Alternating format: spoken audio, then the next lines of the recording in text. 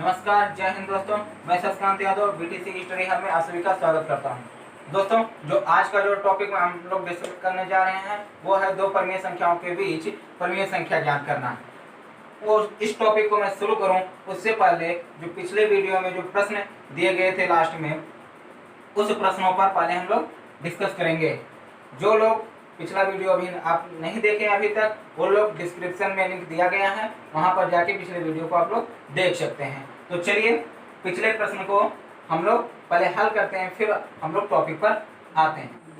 कल का जो पहला क्वेश्चन था, √1, √2, √4, √8, √0.04, √008, √9 पाई शून्य में परमीय संख्या छांटकर लिखिए। दोस्तों, आप लोग ये सभी वीडियो देखे होंगे, तो मैंने इस टाइप के क्वेश्चन करवाए थे उसमें। तो चलिए देखिए, इसको हम लोग छांट लेते हैं कौन कौन सी परमीय संख्या है। तो वहां पर देखिए, जब हमें उत्तर पुस्तिका में लिखना होता है तो बाकायदा पूरा सही से लिखिएगा, ऐसा नहीं है कि आप ऐसे छांट कर लिख दीजिए।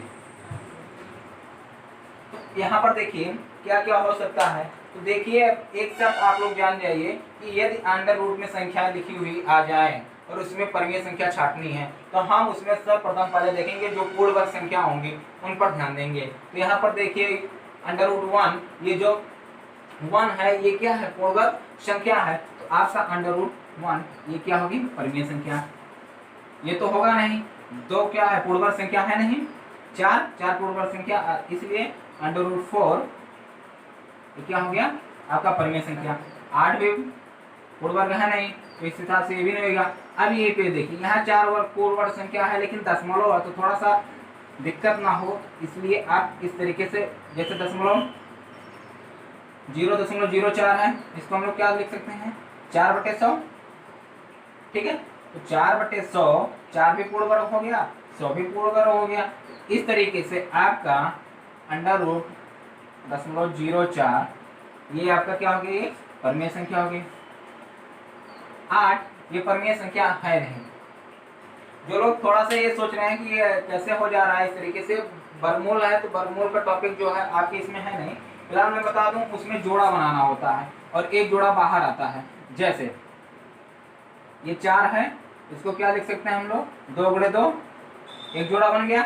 एक जोड़े में से एक पूरा इसको, इस बॉक्स को बाहर निकाल लाना है 2 के रूप में, बस ऐसे ही जोड़ा बनाना है उसमें। तो 8 का, तो इसमें देखिए 8 को लिख सकते हैं 2 × 2 × 2, एक का बन जाएगा। तो इसमें में से एक यहाँ पर आ जाएगा 2, लेकिन एक जो है 2 इसमें आ जाएगा अंडर रूट में। इस हिसाब से आपका ये क्या होगा, परमीय संख्या नहीं होगी। ठीक है दोस्तों, इसलिए इसको हम इसीलिए पूर्ण वर्ग कहते हैं कि उसमें 2 का जोड़ा बनता है। देखिए ये तो होगा नहीं, ये √9 ये क्या है, 9 जो है पूर्ण वर्ग संख्या है।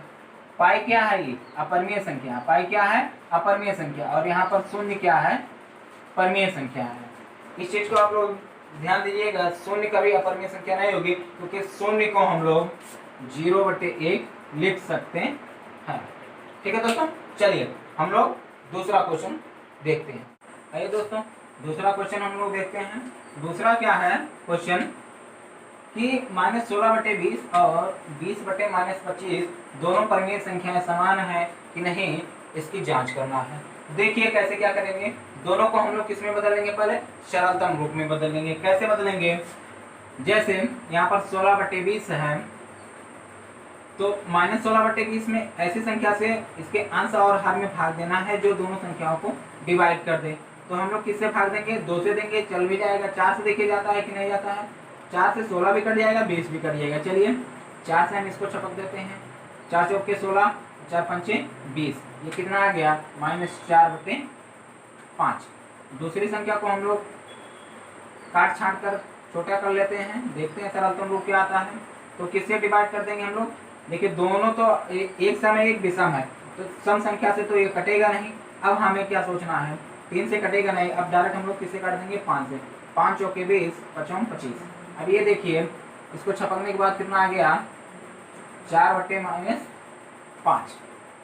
अब थोड़ा सा डाउट इससे ये हो रहा होगा आप लोगों में ये वो माइनस ऊपर है, ये हर ऋणात्मक हो गया। चलिए कुछ नहीं, -1 से ऊपर नीचे गुणा करा दीजिए भाई, -1 से ऊपर नीचे गुणा करा दिए, इस तरीके से आ गया ना। ठीक, अब देखिए -4/5 बराबर है -4/5 के, अतः क्या कह सकते हैं, -16/20 बराबर हो गया 20/-25 के। ठीक है, तो अब ये क्या हो गया, दोनों परमीय संख्या है, इसलिए यह कह सकते हैं कि -16/20 और 20/-25 दोनों परमीय संख्याएं समान हैं, दोनों परमीय संख्याएं समान हैं।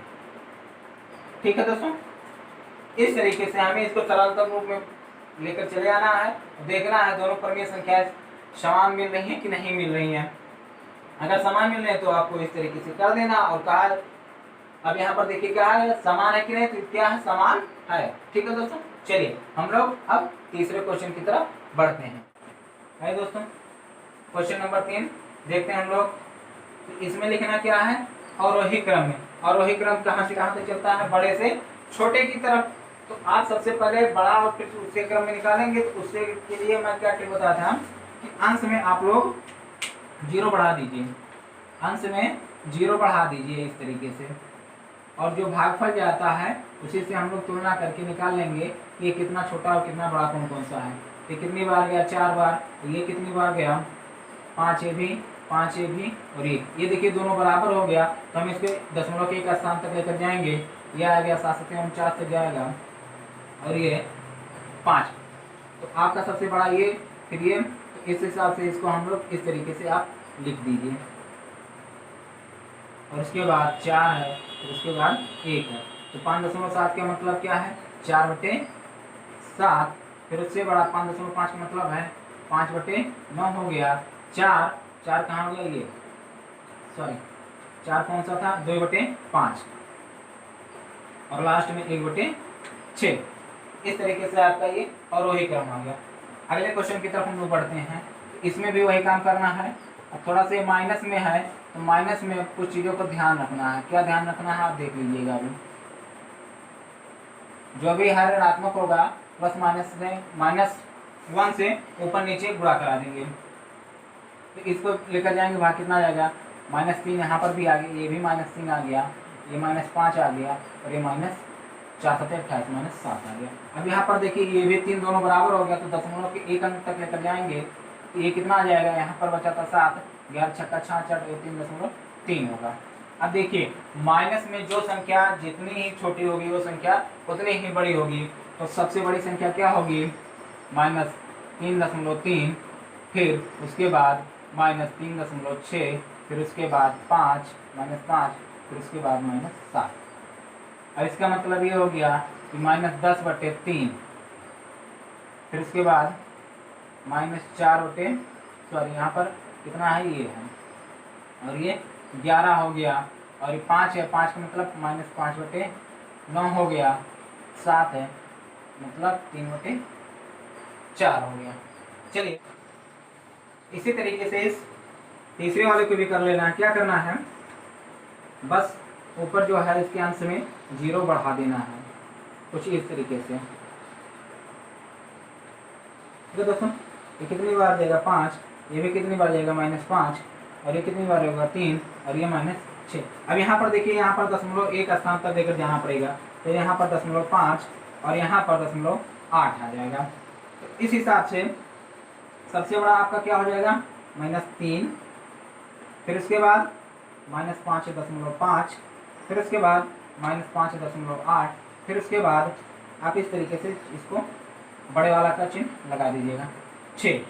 अब यहाँ पर देखिए 3 का मतलब है -7/18, 5.5 यहाँ मतलब है -5/9, फिर उसके बाद ये कितना आ गया, -7/12, फिर उसके बाद लास्ट में क्या बच रहा है, -2/3। आप लोग ये जो अवरोही क्रम है इस तरीके से हल करिएगा, आराम से हो जाएगा। लेकिन आप वहाँ जब परीक्षा में लिखेंगे तो इस शॉर्टकट ट्रिक का मत लगाइएगा, आप लोग वहाँ पर जो करना रहेगा वो लासा के माध्यम से करिएगा। ठीक है दोस्तों, जो लोग लासा के विषय नहीं जानते, पिछले वीडियो में बना चुका हूँ लासा के आधार पर, तो आप लोग वहाँ पर जाके उस वीडियो को देख सकते हैं। चलिए, आज का जो टॉपिक है, जो जिस पर हम लोग चर्चा करने वाले थे, वो था कि दो परिमेय संख्याओं के बीच परिमेय संख्या ज्ञात करना। तो चलिए आज उस टॉपिक को हम लोग शुरू करते हैं। चलिए दोस्तों, आज का जो टॉपिक है जिस पर हम लोग चर्चा करने जा रहे थे वो था कि दो परिमेय संख्याओं के बीच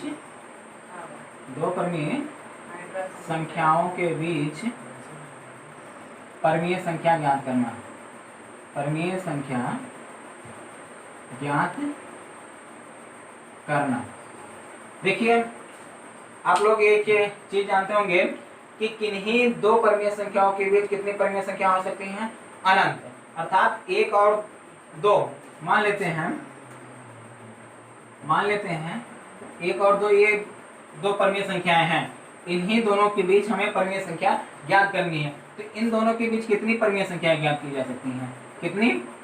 अनंत परिमेय संख्याएं ज्ञात की जा सकती है। चाहे ये हो गया, इसको आप इस तरीके से भी लिख सकते हैं, इस तरीके से भी लिखते हैं, इसके बीच भी कितनी परिमेय संख्या होंगी? अनंत परिमेय संख्याएं होंगी।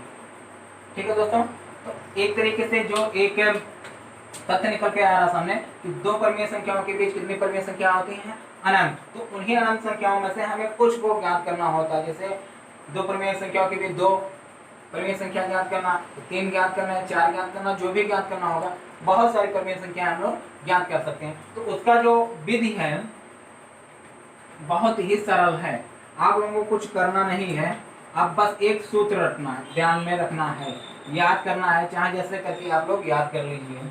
तो ज्ञात करने का जो सूत्र है, इसका जो सूत्र है, दो परिमेय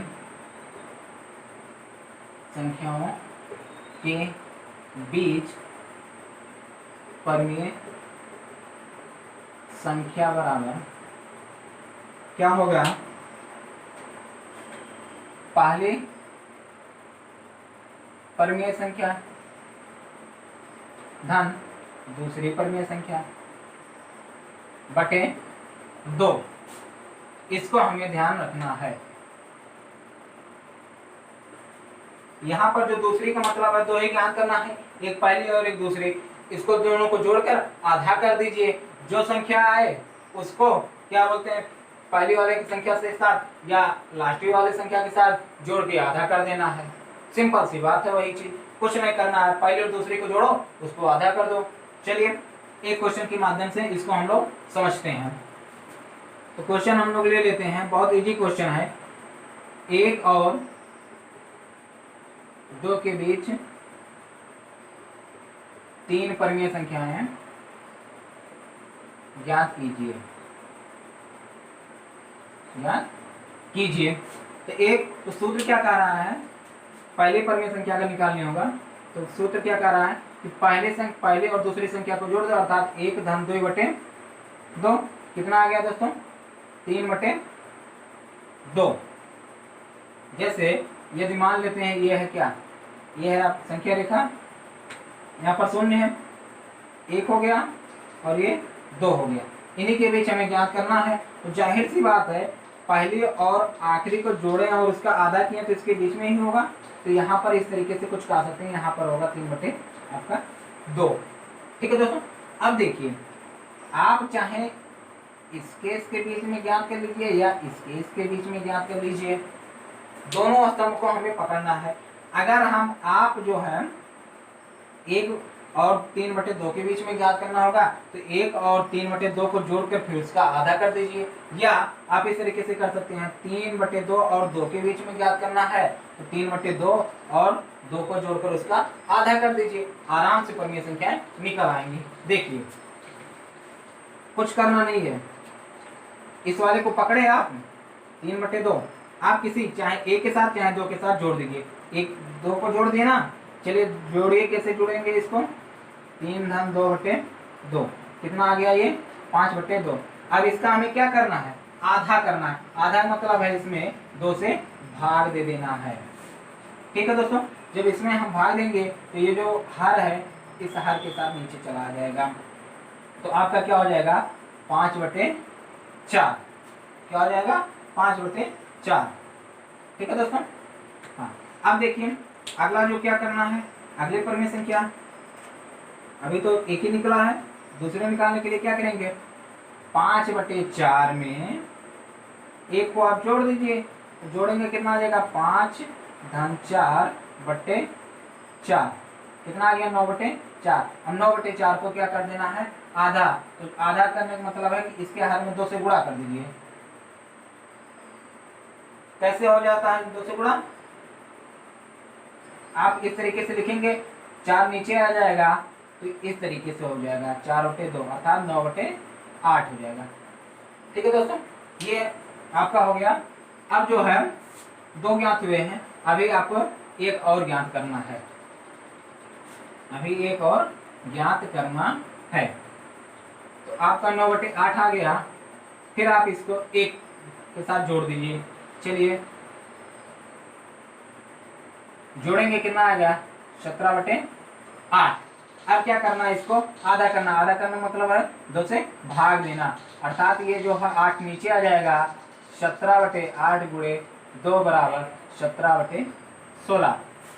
यदि आप थोड़ा सा संशय में है तो आप भाग देके देख लीजिए, 1 और 2 के बीच में आ रहा है, जैसे 16 में इसमें भाग देंगे 1 दशमलव कुछ आ जाएगा, अर्थात ये 1 से बड़ा और 2 से क्या है छोटा है। ऐसे ही 9/8 में भी भाग देंगे, कितनी बार जाएगा ये 1.1, अर्थात ये जो है क्या हो गया इसी के बीच में ही है। इस तरीके से यहाँ पर एक और आया था, ये 5.4 को भी देख लीजिए, ये भी क्या है एक ही के बीच में है, कुछ इस तरीके से। इस तरीके से दोस्तों हम लोग 2 परिमेय संख्याओं के बीच परिमेय संख्या ज्ञात कर सकते हैं, बहुत सारी परिमेय संख्या ज्ञात कर सकते हैं, जितने भी आपको ज्ञात करने के लिए कहा गया उतनी बार कर सकते हैं।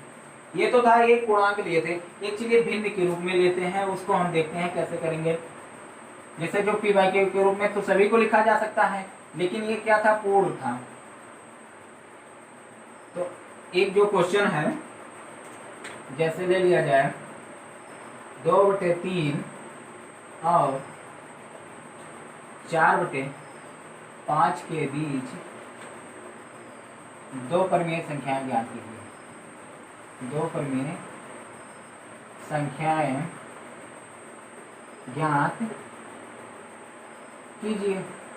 सिंपल से क्या सूत्र क्या कहता पहले, इसको जोड़ दो, 2 धन 3 धन 4/5, इसको जोड़ेंगे क्रॉस मल्टीप्लाई के गुणा करके हम लोग इसको कर सकते हैं।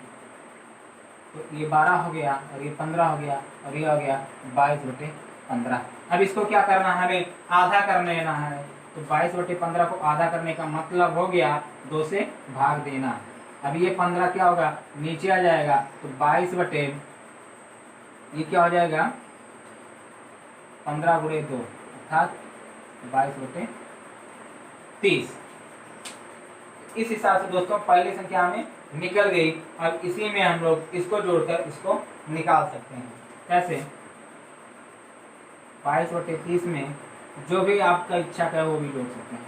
ये देखिए गुणा कराएंगे 66 और ये हो जाएगा 60 और ये हो जाएगा 90।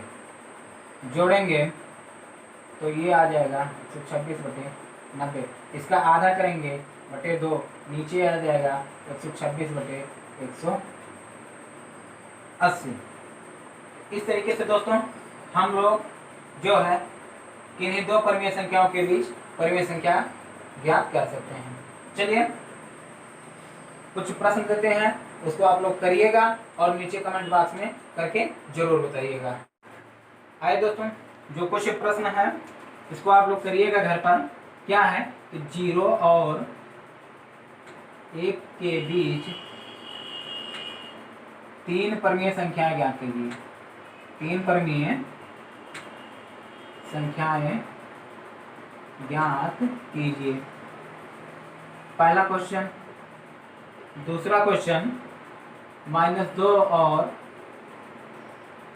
0 के बीच 2 परिमेय संख्याएं ज्ञात कीजिए। 2 परिमेय संख्याएं ज्ञात कीजिए। और लास्ट क्वेश्चन है -2/5 और 1/2 के बीच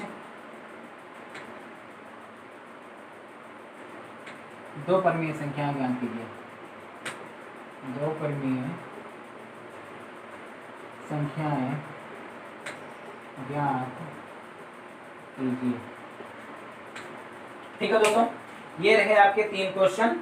आप इसको जो है घर पर करिएगा और कमेंट बॉक्स में कमेंट करके अवश्य बताइएगा। तो दोस्तों आज के वीडियो में बस इतना ही रखेंगे।